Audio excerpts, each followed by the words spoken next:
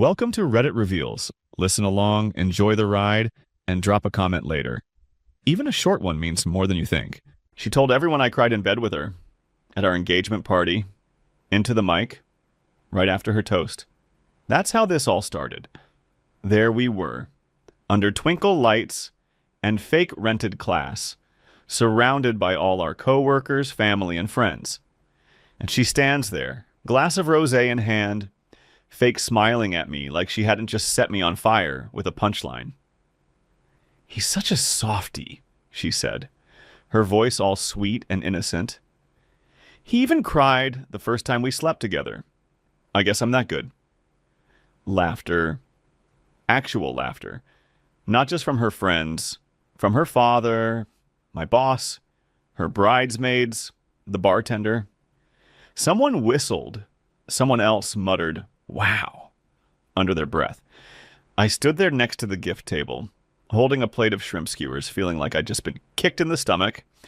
Before we keep going, tell me in the comments what country or city you're watching from. Now listen, I'm not some macho guy. I've never pretended to be. I'm not ripped. I don't own tools. I read. I journal. But crying? Like that? That never happened. Not once. She made it up, on the spot, just to get a laugh. I walked up to her while the applause was still dying down. She leaned in to kiss me, still giggling, and I flinched. She tried to play dumb. "What?" she said, like she was the victim. I asked, "Why would you say that?" She rolled her eyes. "It was a joke. Seriously. Everyone thought it was funny." I said nothing, just turned, walked straight to the mic she left on the table. "Thanks, everyone. Really appreciate you coming out." People looked up from their drinks. I added, "There won't be a wedding. You can stop buying gifts now." Gasps. Confused murmurs. A loud, "Oh, what?" from her mom. And her? She froze, just froze. I left, didn't wait for her, didn't argue, didn't yell. But here's what none of them knew. This wasn't about the joke. It wasn't about crying. It was about the other guy. Yeah, there was someone else. I found out 2 weeks before that party. And that night, that joke she told, that was the moment I realized she wanted to humiliate me before I got the chance to humiliate her. She just didn't think I'd ever grow a spine. 2 weeks before that party, I got an email that wasn't meant for me. It was sent to my old college email. The one I never check unless I'm hunting down some old login or trying to cancel a subscription from 10 years ago. I don't know what made me open it that night. Boredom, probably. But there it was. Subject line, "One last time before you're a husband." It was short, no name, just a time, a hotel room number, and "You know where to find me." I almost deleted it. I didn't recognize the sender. But something about the timing stuck in my head. One last time, right before the wedding? It was like someone had launched a grenade and walked away. I didn't want to believe it. Lydia had a lot of friends, some of them flirty, a couple of them wild. I thought maybe it was for one of them. Some dumb prank, some misdirected email, but then I noticed something. The sender's address was a burner Gmail, but the recovery email linked to Lydia's old iCloud account, her real one, the one she used to have before she changed phones and never updated her info. That was when the pit in my stomach opened, and it never closed after that. I didn't confront her right away. I played dumb, smiled, went to tastings, took engagement photos, let her mom drag me around floral shops like a lost puppy, all while I was digging, checking receipts, watching her phone when she typed in her passcode, looking for patterns. And I found them. She wasn't slick. She just thought I was too soft, too stupid to question her. I found a Lyft ride to that same hotel from 2 weeks ago. I found photos buried in her deleted folder. Not graphic, but not innocent either. A blurry mirror shot in a hotel bathroom. a receipt for room service, even a Starbucks order for two. One name stood out, Brent. He was at the engagement party.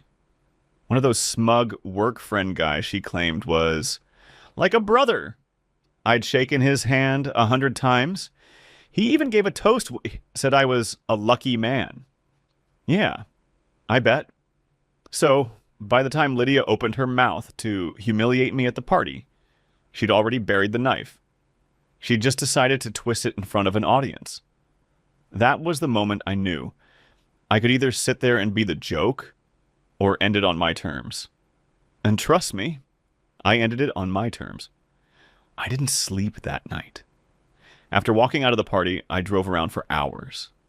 No music, no calls, just the sound of tires on asphalt and the voice in my head getting louder.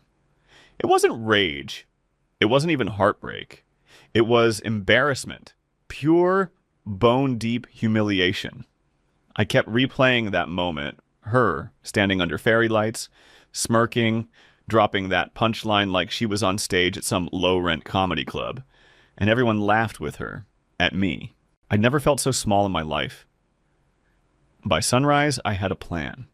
It wasn't dramatic. I wasn't going to trash her stuff or post receipts online like some high school breakup meltdown. I wanted something better.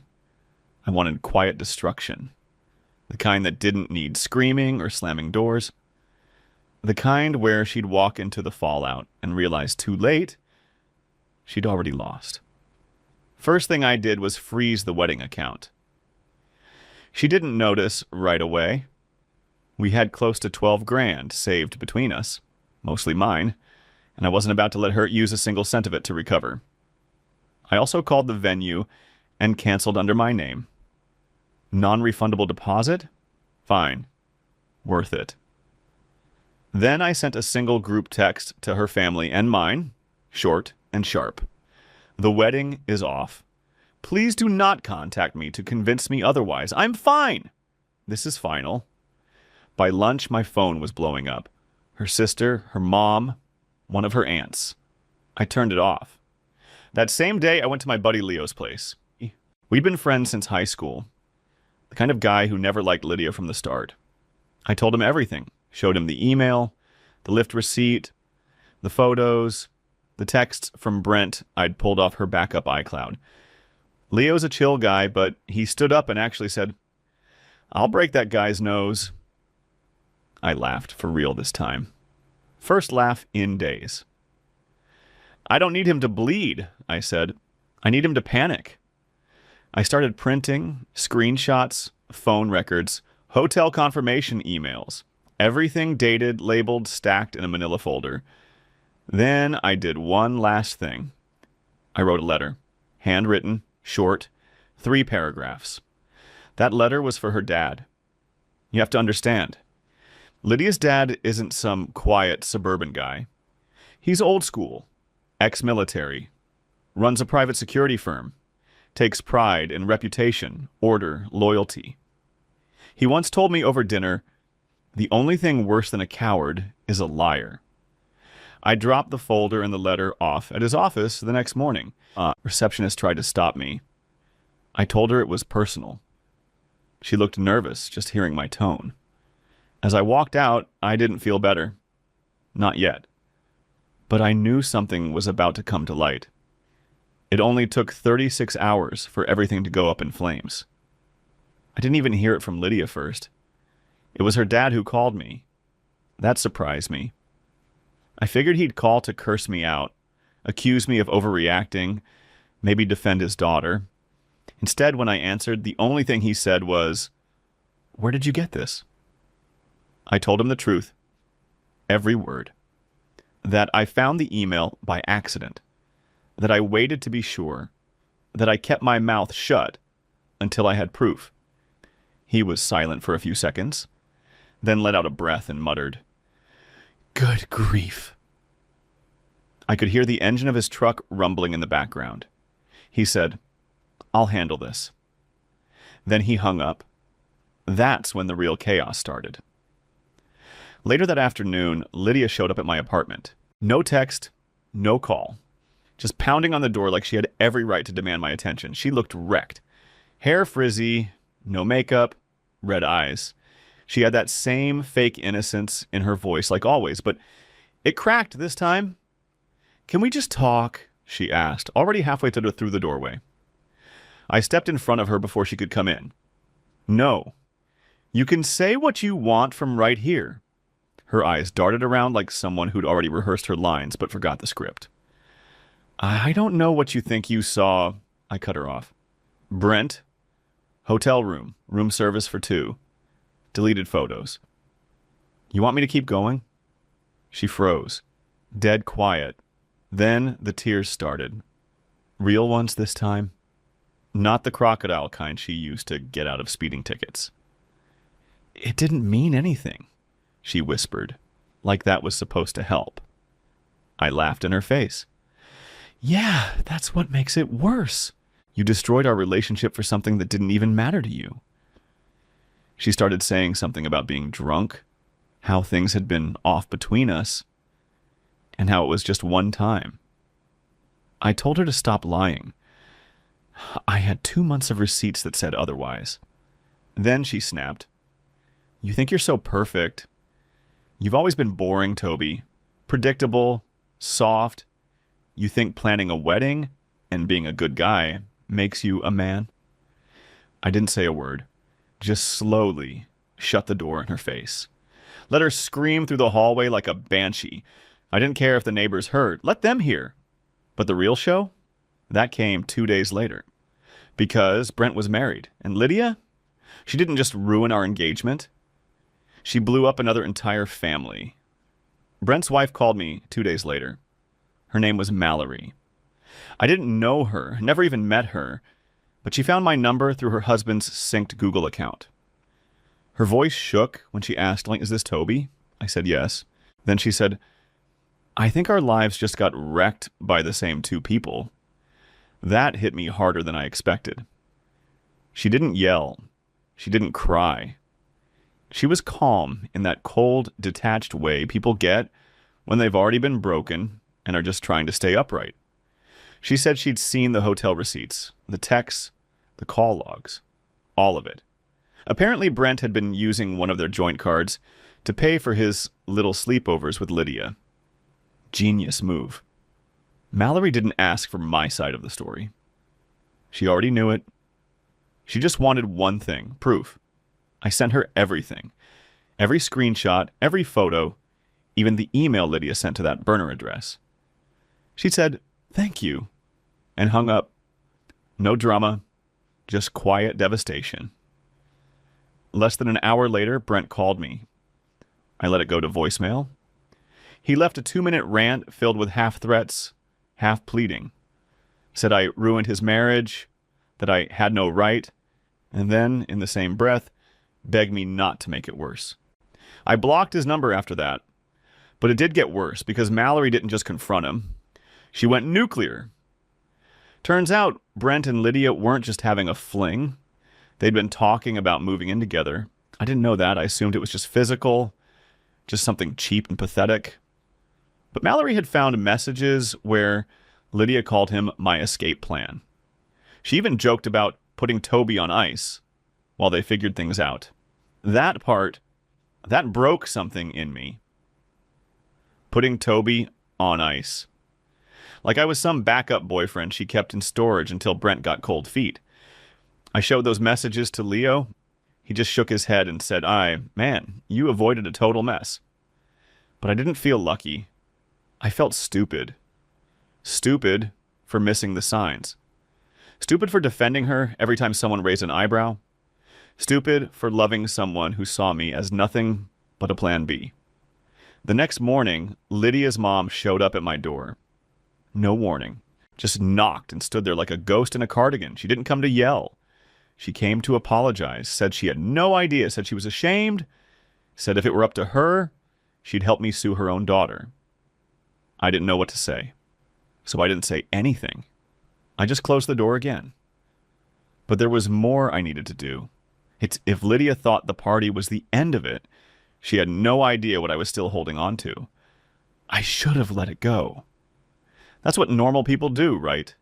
Move on, heal, post cryptic quotes about peace and growth, then pretend you're better off. But I couldn't. Not when I realized what Lydia had really been doing behind my back. Not just cheating, not just lying. She'd been setting me up to take the fall. A week after the engagement party disaster, I got a call from my bank.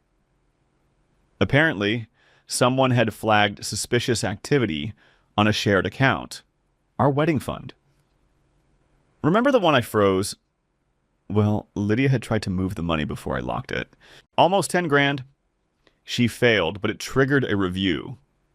That's when they told me something I didn't expect. My name had been listed as the only contributor to that account. She'd never deposited a cent. For 6 months, she told me we were both putting in equally. She even showed me fake transfer confirmations. Turns out she'd photoshopped them. Every single one. Yeah, that's when it all clicked. The ring, I paid for that. The photographer, my card, the venue deposit, me again. And she knew exactly what she was doing. If I hadn't found that email when I did, if I'd gone through with the wedding, she would have walked into that marriage with zero investment and maximum leverage. She laughed at me at the party like I was some dumb puppy. Meanwhile, I was the entire reason the party even existed. So yeah, I wasn't done.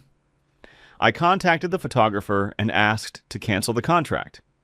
She refused, said it was non-refundable. That's when I told her Lydia had committed fraud. I sent over the banking documents. 2 days later, I got a full refund. I did the same with the florist. The tux place, the bakery. I made sure every vendor she chose would ghost her. Then I dropped the final piece. I sent a package to her office. Inside every document, every receipt, every lie, along with a handwritten note on top that said, "Hope Brent's worth it." She worked in a small marketing agency, open office, lots of gossip. It didn't take long for the whole building to know what happened. Lydia tried to do damage control, but someone forwarded the package to HR.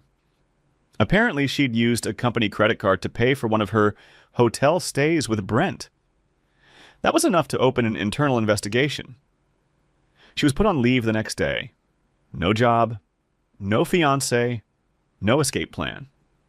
And I focused on moving on. By the second week, I expected her to come crawling back. That's how these stories usually go, right? Tears, apologies, promises to change. But Lydia didn't do any of that. She disappeared, blocked me on everything. No texts, no calls, not even a half-assed apology. Nothing. At first, it felt like a win. I'd exposed her, humiliated her, shut down the wedding, cost her a job, and even wrecked her fantasy future with Brent. I thought she'd be drowning in regret. But then I started hearing rumors. It started small. Leo told me she'd been spotted with a realtor. Not just looking at apartments, looking at condos in Seattle. Which made zero sense, considering she had no job and no savings.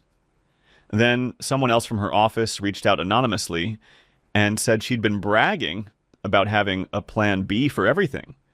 That's when I knew she wasn't just trying to move on. She was rebuilding. And I couldn't figure out how. Until I checked our old shared cloud storage account. She must have forgotten to log out of it when she got her new phone. Or maybe she thought I wouldn't bother checking. But I did. And what I found felt like a punch to the ribs. There were folders, organized, labeled, detailed. Photos of every receipt I ever gave her access to. PDFs of my bank statements, my student loan details, even the contract for the apartment we were supposed to move into after the wedding. She downloaded copies of everything. And then I saw the worst part. A file titled Backup. Inside were screenshots of our texts, carefully selected to make me look unstable. Messages from nights when we fought, or when I was venting, or when I'd had a drink too many and said something emotional. She was building a case. I don't know if it was for leverage, blackmail, or just control, but it was there. That's when it hit me. The entire relationship was a setup. She didn't fall out of love. She was never in it. I wasn't her partner. I was her insurance policy, her stability, her nice guy backup while she figured out if someone better would come along. I sat in my apartment staring at that folder, knowing I was 2 clicks away from deleting everything. But I didn't. Instead, I made a copy, and I sent it to Mallory, Brent's wife, because while Lydia was building her next fake life, I figured I'd give her a little parting gift. One last reminder that some of us don't go quietly. I didn't hear from Mallory for a few days after I sent her the backup folder. I figured maybe she was done with it all. Maybe she just wanted to move on. But then, out of nowhere, she called me. Not text, called. Her voice didn't shake this time. It was solid, steady, focused. She said, "I think it's time we end this on our terms." Turns out Brent had been trying to worm his way back into her life, showing up at her work, calling her mom, playing the victim. She'd been ignoring him until she saw the screenshots of Lydia's little digital dossier. That flipped the switch. Suddenly, it wasn't just about betrayal. It was about control, manipulation, ego. Lydia and Brent thought they were playing chess, but they forgot who they were dealing with. Mallory went straight to a lawyer. Within a week, she filed for divorce and hit Brent with a cease and desist. She also sent Lydia's little collection of fake messages to Lydia's old boss anonymously, just to make sure they knew this wasn't some petty breakup drama, but a whole pattern of calculated behavior. The company didn't even wait for a hearing. They sent Lydia an official letter. Contract terminated, effective immediately. No references, no severance. Done. I'll be honest, I thought I'd feel more satisfaction. I thought seeing her lose everything would fill the hole she left behind, but it didn't. Not completely. What did surprise me, though, was how fast things got better after that. Leo introduced me to someone a month later. Her name's Grace. She works in property management, low-key, sharp as a tack, and doesn't play games. She actually listens. She doesn't flinch when I get quiet. And she definitely doesn't laugh when I open up. We're taking it slow, but I'll say this. I've never had more real conversations in my life than I've had in the last few weeks with her. As for Lydia, well, she tried reaching out. Twice. First, through a block number, then through email. She didn't even apologize, just some long-winded rant about how I misunderstood everything and how Brent manipulated her too. I didn't answer either one. She's not part of my life anymore. The last thing I did, I took that old wedding invite list, the spreadsheet we built together, and deleted every contact that was tied to her life. Her friends, her co-workers, her cousin who once called me safe. All gone. What I kept were my people, the ones who checked in, the ones who stood by me, the ones who reminded me that being decent doesn't make you weak. That party was the most humiliating night of my life. But walking out, canceling the wedding, that was the best decision I've ever made. She laughed at me in front of everyone. Now, nobody's laughing with her. Do you think karma hit hard enough in this story?